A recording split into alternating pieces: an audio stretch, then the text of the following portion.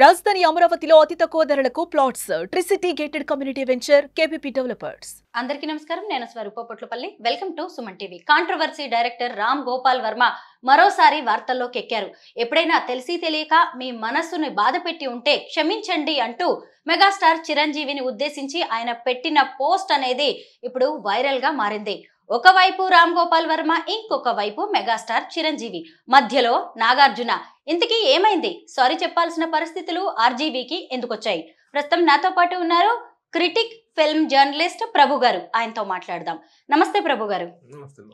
RGV megastar చిరంజీవికి sorry చెప్పారు, నన్ను క్షమించండి అన్నారు. ఎందుకు? అసలు ఏం జరిగింది? చాలా జరిగింది. చాలా జరిగింది. మొదటి నుంచి కూడా రామ్ గోపాల్ వర్మ కాంట్రవర్షియల్ స్టేట్మెంట్స్ ఇవ్వటం, అందరి గురించి మాట్లాడటం, తను అనుకున్న కాన్సెప్ట్ వేరు, తను అనుకున్న యాంగిల్ వేరు. కానీ అవతల వాళ్ళు ఎలా తీసుకుంటారనేటువంటి దాని పట్ల ఎలాంటి ఇది లేకుండా, కన్సర్న్ లేకుండా ఇష్టమైనట్టు మాట్లాడిన సందర్భాలు చాలా ఉన్నాయి, చాలా విషయాల్లో. ఇక అవన్నీ తవ్వితే చాలా అవుతాయి. ఏది ఏమైనా రామ్ గోపాల్ వర్మ సారీ చెప్పాడు. నమ్మరే నేను మారానంటే నమ్మరే అని ఒక పాట ఉంటుంది.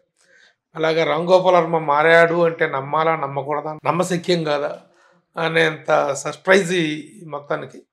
ఏదేమైనా సారీ చెప్పడం అనేటువంటిది ఒక మంచి పరిణామంగానే చెప్పుకోవాలి. శివ సినిమా రిలీజ్ సందర్భంగా దాన్ని అభినందిస్తూ చిరంజీవి గారు ఇచ్చినటువంటి స్టేట్మెంట్తో అతను చిరంజీవి గారు, నేను గతంలో చాలాసార్లు ఆయన ఎన్నో సందర్భాల్లో ఇబ్బంది పెట్టినప్పటికీ, దాని గురించి కామెంట్స్ చేసిన, నెగిటివ్ కామెంట్స్ చేసినప్పటికీ అది మనసులో పెట్టుకోకుండా పెద్ద మనసుతో ఆయన నా సినిమా గురించి గొప్పగా చెప్పారు. అందుకని థ్యాంక్స్, అది థ్యాంక్స్ చెప్పిన సందర్భం. అది ఆ కృతజ్ఞతలు చెప్తూ థ్యాంక్స్తో పాటు సారీ చెప్పడం అనేటువంటి జరిగింది. అయితే గతంలో ఎప్పుడైనా మిమ్మల్ని బాధ పెట్టి ఉంటే క్షమించండి అన్నారు. అంటే ఏంటి? ఏవైనా వివాదాలు ఉన్నాయా? వివాదాలు అంటే చాలా సందర్భాల్లో వాళ్ళ మీద నెగిటివ్ కామెంట్స్ చేశారు రామ్ గోపాల్ వర్మ. రామ్ చరణ్ మీద చేశాడు, అందరూ ఆ ఫ్యామిలీ మొత్తం. పవన్ కళ్యాణ్ మీద గిల్లి కజ్జాలు పెట్టుకున్నాడు. ఎన్నో సందర్భాల్లో ఎన్నెన్నో కామెంట్లు చేయటం జరిగింది. అసలు పవన్ కళ్యాణ్ మీద ఏకంగా సినిమాయే తీశాడు కదా. పవన్ కళ్యాణ్ మీద చాలా ఓడిపోయిన తర్వాత, తను లాస్ట్ 2019 ఎలక్షన్స్లో 2 చోట్ల పోటీ చేసి ఓడిపోయిన తర్వాత ఆ నేపథ్యాన్ని పడ్డం తీసుకొని, ఆ నేపథ్యంలో తన మీద ఒక సినిమా తీశాడు. ఆ సినిమా చాలా దారుణంగా తీయటం అనమాట, చాలా అవహేళనగా, అవమానకరంగా తీయటం జరిగినప్పుడు అది నిజంగా అతను ఒక పోరాటం చేస్తున్నాడు రాజకీయంగా, సరైనటువంటిది రాకపోయినప్పటికీ కూడా కంటిన్యూగా పోరాటం చేస్తున్న సమయంలో పుండు మీద కారం చల్లినట్టుగా ఇతను ఆ సినిమా చేయటం జరిగింది. అదే కాకుండా చాలా సందర్భాల్లో ఇండస్ట్రీకి సంబంధించినటువంటి విషయాల్లో చాలా బాధ్యతారహితంగా మాట్లాడటం చూస్తూనే ఉంటాం కదా. రామ్ గోపాల్ వర్మ స్టేట్మెంట్స్ ఎలా ఉంటాయో, ఆయన సినిమాలు ఎలా ఉంటాయో, అవన్నీ గతం.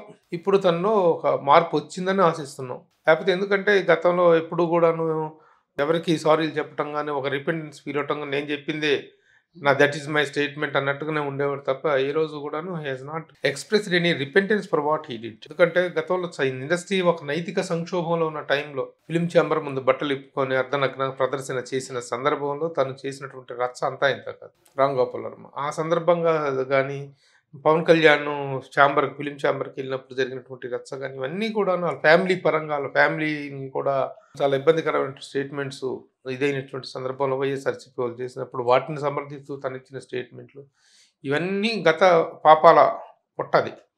రామ్ గోపాల్ వర్మ పాపాల పుట్టది. అవన్నీ కూడా సరే గతం. ఈ మధ్యకాలంలో తనలో కూడాను ఎప్పుడైనా ఎవరికైనా ఒక వయసు వచ్చిన తర్వాత ఒక పరిణితి రావాలి, ఒక పరివర్తన రావాలి, వచ్చి తీరాలి. మేము ఇదే అనుకొని, అదే ఎందుకంటే being eccentric is different from being అడమెంట్గా ఉండటం వేరు, యాక్సెంట్రిక్గా ఉండటం వేరు. తనలో యాక్సెంట్రిసిటీ ఉంది, అది ఒక టైంలో అడమెంట్గా తయారైంది. ఒకప్పుడు రామ్ గోపాల్ వర్మ ఇంటర్వ్యూ అంటే, రామ్ గోపాల్ వర్మతో మాట్లాడటం అంటే మీడియాకు ఒక ప్రెస్టేజ్. రామ్ గోపాల్ వర్మతో ఇచ్చేటువంటిది ఇంటరాక్ట్ అవ్వటం అంటే ఒక ప్రెస్టేజ్, అవకాశం కోసం మీడియా అంతా ఎదురు చూసిన సందర్భాలు ఉన్నాయి. అదే రామ్ గోపాల్ వర్మ తర్వాత ఈ గల్లీలో ఉన్న సిల్లీ ఛానల్స్ కూడా ఇంటర్వ్యూలు ఇచ్చి made himself available to every Tom Dick and Harry. అలాంటి పరిస్థితుల్లోకి వచ్చాడు. తర్వాత మళ్ళీ ఇదొక జ్ఞానోదయ సమయం అనుకోవాలి, తనకి వచ్చినటువంటి మార్పు అనుకోవాలి. ఎందుకంటే గతంలో చిరంజీవి గారితో కూడా సినిమా చేశాడు. తను చిరంజీవి గారిని డైరెక్ట్ చేశాడు. సినిమా 30% దాదాపు అయిపోయిన తర్వాత ఆగిపోయింది సినిమా. అశ్విని దత్ గారు ప్రొడ్యూసర్, శ్రీదేవి హీరోయిన్. అక్కడ కర్ణాటకలో అడవుల్లో షూటింగ్ జరుగుతున్నప్పుడు నేను కవరేజ్ కోసం కూడా వెళ్ళటం జరిగింది. ఆ సినిమా మధ్యలో ఆగిపోయింది.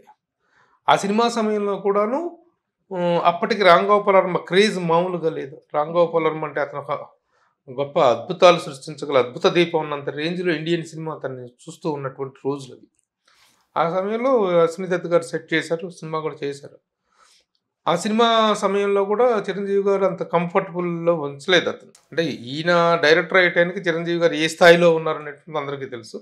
కానీ ఇతను ఆ 'శివాతో' ఇచ్చినటువంటి అద్భుతమైనటువంటి రిజల్ట్ చూసి ఇండియన్ ఫిల్మ్ ఇండస్ట్రీయే షాక్ అయింది. తర్వాత ఈయన చేశారు కానీ అది బికాస్ ఆఫ్ సమ్ రీజన్స్ అది ఆగిపోయింది.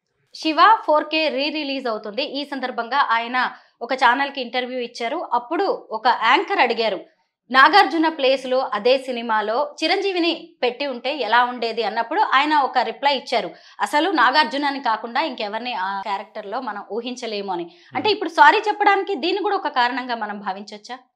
దానికి దీనికి సంబంధం ఉంది. యాంకర్ అడిగినటువంటి ప్రశ్న ఏంటి, ఈ క్యారెక్టర్లో చిరంజీవి గారు అయితే కానీ చిరంజీవి గారు అనేటువంటిది అప్పటికి రూల్డ్ అవుట్కి వస్తున్నాం. ఎందుకంటే చిరంజీవి గారు అప్పటికి మెగా స్థాయికి వెళ్ళిపోయి ఒక హై లెవెల్ క్యారెక్టర్ చేస్తారు. అప్పుడు పోయి స్టూడెంట్ క్యారెక్టర్ చేసేటువంటిది లేదు కదా.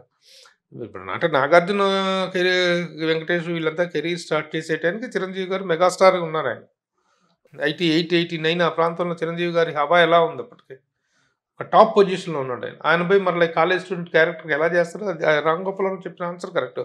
శివాలో నాగార్జున గారిని తప్ప ఇంకొక లెవెల్ని మనం ఊహించుకోవడానికి అవకాశం లేదు అనేటువంటిది నిజం. శివ రిలీజ్ ని అప్రిషియేట్ చేస్తూ చిరంజీవి గారు పెట్టిన పోస్ట్ అనేది ఆయన క్యారెక్టర్ ని కూడా చూపిస్తుంది.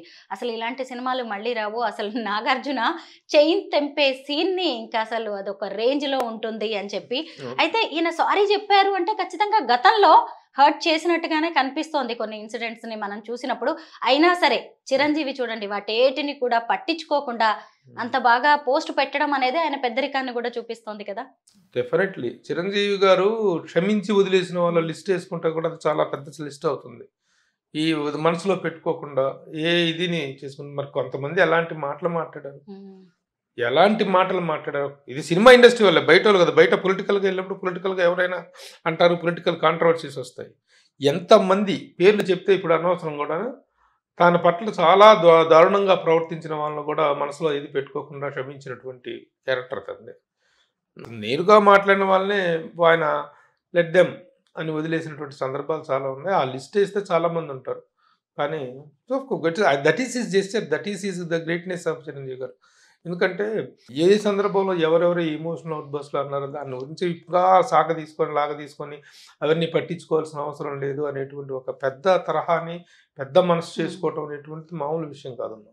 ప్రేమతో మంచి మనసుతో ఎవరినైనా మనం ఆధీనంలోకి తెచ్చుకోవచ్చు అన్నట్టుగా ఈయన ఇప్పుడు రామ్ గోపాల్ వర్మతో ఒక రకంగా సారీ చెప్పుకున్నట్టు. ఒక నటుడు, ఒక ప్రముఖ రచయిత చిరంజీవి గారి మీద మాట్లాడినటువంటి మాటలు మామూలు మాటలు మాట్లాడలా. ఒక నటుడు కమ్ రచయిత కమ్ దర్శకుడు కమ్ ఇది అతను అర్థమై ఉంటుంది జనాలకి. ఇప్పుడు అయిపోయిన తర్వాత పేర్లు చెప్పడం ఎందుకులే అని చెప్పేసి ఇలాంటి వాళ్ళు కోకొల్లలు ఉన్నారు. మాట్లాడిన వాళ్ళందరూ అయ్యో మేము తప్పు మాట్లాడాం, ఆయన పట్ల తప్పుగా బిహేవ్ చేసావు అనేటువంటి రిపెంటెన్స్తో తర్వాత వాళ్ళను కూడా అప్పుని చేర్చుకున్నటువంటి సందర్భాలు ఉన్నాయి. అయితే మొత్తానికి ఈ శివ రిలీజ్ గురించి కాబట్టి ఇదంతా జరిగింది. ఇంతకీ రిలీజ్ ఎలా ఉండబోతోంది, మీరేం ఎక్స్పెక్ట్ చేస్తున్నారు? ఎందుకంటే రిలీజ్ల సీజన్ చాలా ఇదిగా వచ్చింది. అదొక ట్రెండ్ స్టార్ట్ అయింది. సీజన్ కాదు, it is a trend start అయింది. కాబట్టి ఆ ట్రెండ్ అనేటువంటిది ముఖ్యంగా శివ లాంటి సినిమా ఆ రోజుల్లోనే ఒక టెక్నికల్ రెవల్యూషన్, మామూలు రెవల్యూషన్ కాదు. నా దృష్టిలో శివ అనేటువంటిది తెలుగు ప్రేక్షకుల మదిగదిలో నిక్షిప్తమైన ఒక అద్భుత దృశ్య సంపద. మన హిందీలోకి వెళ్తే ఒక షోలేలాగా, తెలుగులోకి వెళ్తే ఒక శివ అనేటువంటిది ఒక ల్యాండ్ మార్క్ సినిమా. అది ట్రెండ్ చాలా విధాలుగా ట్రెండ్ సెట్ చేసిన సినిమా. అలాంటి సినిమా మళ్ళీ ఇన్ని రోజుల తర్వాత మళ్ళీ విత్ కొత్తగా సాంకేతికమైనటువంటి అప్డేట్ తోటి వస్తుంటే డెఫినెట్గా రిసెప్షన్ గ్యారంటీ ఉంటే, దానికి తోడు ఇండస్ట్రీలో ఉన్న ఆర్టిస్టులు అందరూ తన గురించి శివ గురించి మాట్లాడతారు. ఎందుకంటే Nagarjuna has taken it as very ప్రెస్టీజ్గా తీసుకున్నారేమో తెలియదు. ప్రతి స్టారు కూడా ఇండస్ట్రీలో అందరూ రెస్పాండ్ అయ్యారు. చిరంజీవి గారు మాట్లాడారంటే not because of Ram Gopal Varma, because of Nagarjuna. నాగార్జునతో తనకు ఉన్నటువంటి అనుబంధం దృష్ట్యా వాళ్ళిద్దరూ వెరీ వెరీ ఫ్రెండ్లీ. ఎందుకంటే వాళ్ళిద్దరికి ఉన్నంత అనుబంధం ఈ ఇండస్ట్రీలో ఏ ఇద్దరు స్టార్స్కి లేదు తెలుసా. ఒకప్పుడు వీళ్ళిద్దరికి కలిపి నంది అవార్డు షేర్ చేసుకున్నటువంటి సందర్భం ఉంది. ప్రభుత్వం ఇద్దరికి కలిపి నంది అవార్డు ఇచ్చింది. ఎవరికి అలాంటి అనమాట ఇద్దరికి. అది ఇంతవరకు చరిత్రలో జరగలేదు. అలాగే చాలా సందర్భాల్లో చిరంజీవి గారికి నాగార్జున చిరంజీవి గారు ఇద్దరు కూడా మ్యూచువల్గా కొన్ని కొన్ని గ్రేట్ మూమెంట్స్ని షేర్ చేసుకునే సందర్భాలు ఉన్నాయి. They are wonderful friends in the film industry. So ఆ సందర్భంగా అందరూ రెస్పాండ్ అయ్యారు. చిరంజీవి గారు రెస్పాండ్ అయ్యారు. ఆ రెస్పాండ్ని రామ్ గోపాల్ వర్మ కూడా పాజిటివ్గా తీసుకొని ఓకే ఈ సందర్భాన్ని ఇది ఒక సందర్భంగా తీసుకున్నాడు. చిరంజీవి గారికి మళ్ళీ సారీ చెప్పటాన్ని దీన్ని ఒక సందర్భంగా తీసుకున్నాడు రామ్ గోపాల్ వర్మ.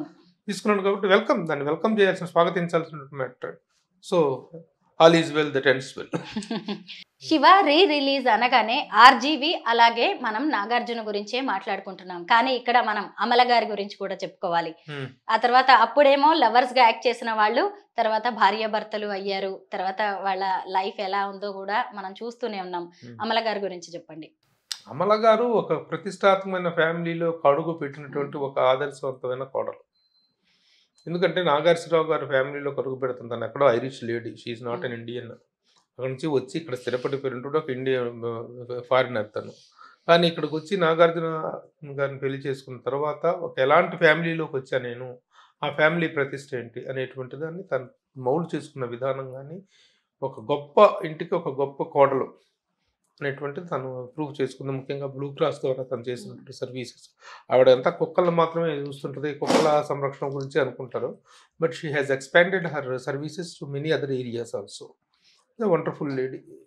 మొత్తం మీద చిరంజీవి గారికి ఆర్జీవి గారికి మధ్య ఎలాంటి మనస్పర్ధలు ఉన్నా ఈ రిలీజ్ సందర్భంగా అవన్నీ తొలగిపోయినట్టుగా కనిపిస్తోంది. డెఫినెట్గా అనుకుందాం. Let's expect the positive things. డెఫినెట్గా ఇప్పుడు కొత్తగా నేనైతే ఇంక ముందు రామ్ గోపాల్ వర్మ కొంటె కూతల స్టేట్మెంట్లు ఇస్తాడని చెప్పి నేను అనుకోవట్లా.